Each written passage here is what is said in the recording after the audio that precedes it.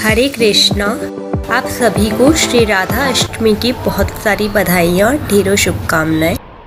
आज के दिन श्री राधा जी का प्राकट्य हुआ था श्री वृषभानु जी के यहाँ। हमारे भी हृदय में श्री राधा जी का प्राकट्य हो, उसके लिए हमें श्री राधा नाम का जप करना चाहिए। आजकल हर इंसान ब्यूटी के पीछे भाग रहा है। जो लोग बूढ़े हो रहे हैं वे लोग भी यंग बनना चाह रहे हैं, उन्हें ब्यूटीफुल दिखना है। और लोगों के बाल वाइट हो गए हैं, वो कलर करवा रहे हैं। पर मैं आपको एक बात बताऊं, सबको पता है, सब लोग कहते भी हैं प्राय कि नेचुरल ब्यूटी आजकल नहीं है, सब जगह आर्टिफिशियल ब्यूटी है। और अभी तो फोटोज का जमाना है तो फिल्टर से वैसे ही सब अच्छे लगते हैं। ब्यूटीफुल जो है वो हमारी श्री राधा जी हैं। मैंने एक संत से सुना था, इस संसार में वर्तमान में जितनी भी मिस वर्ल्ड, मिस यूनिवर्स हैं, उन सब की तुलना में ब्रज की एक गोपी श्रेष्ठ है। ब्रज की गोपी की जो सुंदरता है उसके आगे ये सभी miss world, miss universe flop है। ब्रज की एक गोपी इतनी सुंदर है, पर ब्रज की सारी गोपियों से भी सुंदर भगवान श्री कृष्ण है। भगवान श्री कृष्ण की सुंदरता पर करोड़ों कामदेव की कलाएं न्यौछावर है। ये आजकल जो लोग कहते हैं ना, सुंदर है तो क्या हुआ, है तो काला ही। काला नहीं है कृष्ण, कृष्ण का श्याम स्वरूप है, श्याम वर्ण है। वो जितने सुंदर है उतना सुंदर कोई नहीं। पर भगवान श्री कृष्ण से भी सुंदर श्री राधा रानी है। तो आज हमारी अधिष्ठात्री देवी श्री राधा जी का जन्मदिन है।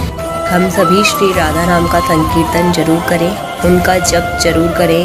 वो अकारण कृपा करने वाली है, कृपा करने वाली ही नहीं, अभी तो कृपा बरसाने वाली है। कल अमरापुर दरबार में हमने संत श्री मोहनलाल जी के सत्संग में एक प्रसंग सुना। उन्होंने राधा नाम के प्रभाव से बताया कि एक संत की आंखें ठीक हो गई। एक संत वृंदावन में रहा करते थे। श्रीमद् भागवत में उनकी बड़ी निष्ठा थी। उनका प्रतिदिन का नियम था कि वे रोज एक अध्याय का पाठ करते थे और राधा रानी को अर्पण करते थे। ऐसे करते करते उन्हें 55 वर्ष बीत गए और उन्होंने एक दिन भी ऐसा नहीं गया जब राधा रानी को भागवत का अध्याय न सुनाया हो। एक दिन वे जब पाठ करने बैठे तो उन्हें अक्षर दिखाई ही नहीं दे रहे थे और थोड़ी देर बाद तो वे बिल्कुल भी नहीं पढ़ सके। अब तो वे रोने लगे और कहने लगे, हे प्रभु, मैं इतने दिनों से पाठ कर रहा हूँ, फिर आपने आज ऐसा क्यों किया? अब मैं कैसे राधा रानी को पाठ सुनाऊंगा? संत जी का रोते रोते उन्हें सारा दिन बीत गया। कुछ खाया पिया भी नहीं, क्योंकि पाठ करने का नियम था और जब तक नियम पूरा नहीं करते तब तक खाते पीते नहीं थे। आज नियम नहीं हुआ तो खाया पिया भी नहीं। तभी एक छोटा सा बच्चा आया और बोला, बाबा आप क्यों रो रहे हो? क्या आपकी आंखें नहीं है इसलिए रो रहे हो? बाबा बोले, नहीं लाला, आंखों के लिए क्यों रोऊंगा, मेरा नियम पूरा नहीं हुआ इसलिए रो रहा हूँ। बालक बोला, बाबा मैं आपकी आंखें ठीक कर सकता हूँ, आप एक पट्टी अपनी आंखों पर बांध लीजिए। बाबा ने सोचा, लगता है वृंदावन के किसी वैद्य का लाला है, कोई इलाज जानता होगा। बाबा ने आंखों पर पट्टी बांध ली और सो गए। जब सुबह उठे और पट्टी हटाई तो सब कुछ साफ दिखाई दे रहा था।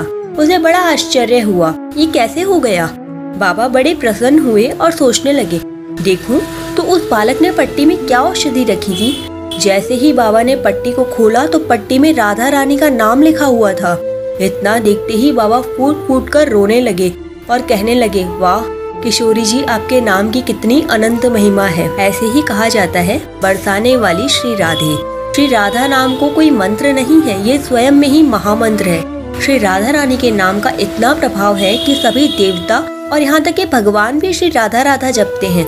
आपने कभी किसी भगवान को किसी महाशक्ति के पैर दबाते हुए देखा? नहीं ना। पर साक्षात भगवान श्री कृष्ण राधा रानी के चरणों में लौटते हैं। आइए श्री किशोरी जी के नाम की महिमा को जानिए। श्री राधे रानी बरसाने वाली है। सभी कहते हैं, राधे राधे राधे बरसाने वाली राधे, हमारो धन राधा श्री राधा श्री राधा। क्योंकि श्री राधा रानी साक्षात कृपा करने वाली है, वो गरजने वाली नहीं है। जो गरजते हैं वो बरसते नहीं, लेकिन हमारी प्यारी जो बरसाने वाली है वो बस अपनी कृपा भक्तों पर बरसाती ही रहती है। ब्रज मंडल की जो अधिष्ठात्री देवी है वो हमारी श्यामा जी हैं। आप जानते ही हैं, श्री राधा रानी के नाम का जो आश्रय लेते हैं उसके आगे भगवान विष्णु सुदर्शन चक्र लेके चलते हैं और पीछे भगवान शिव जी त्रिशूल लेके चलते हैं और बाएं वरुण देवता छत्र लेके चलते हैं। ऐसा प्रभाव है हमारी प्यारी श्री राधा रानी के नाम का। बस एक बार उनके नाम का आश्रय ले लीजिए और उन पर सब छोड़ दीजिए, वे जरूर कृपा करेंगी। एक और मैं आपको राधा अष्टमी के बारे में बात बताना चाहूँगी। हर वर्ष कृष्ण जन्माष्टमी के 15 दिनों बाद श्री राधा अष्टमी आती है। कहा जाता है, राधा मेरी स्वामिनी, मैं राधिका दास, जन्म जन्म मुहि दीजिए श्री वृंदावन में वास।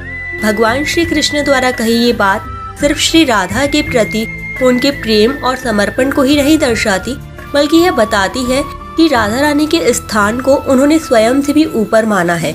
यदि आप श्री कृष्ण को पाना चाहते हैं तो श्री राधा जी को तो याद करना ही होगा, क्योंकि श्री कृष्ण के रोम रोम में बसने वाली राधा ही उनके जीवन की स्वामिनी है।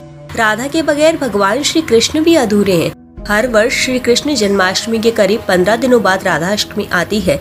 इस दिन कृष्ण प्रिय श्री राधा रानी का जन्म हुआ था।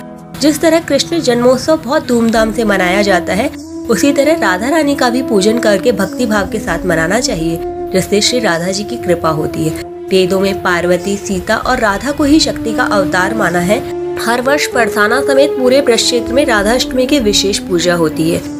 राधा रानी का पूजन कैसे करना चाहिए, इस पर हमने सुना कि राधा अष्टमी के दिन शुद्ध मन से व्रत का पालन करना चाहिए। राधा जी की मूर्ति को पंचामृत से स्नान कराकर उनका श्रृंगार करें। यदि आपको भगवान श्री कृष्ण से मिलना है तो श्री राधा रानी की कृपा के बिना वो असंभव है।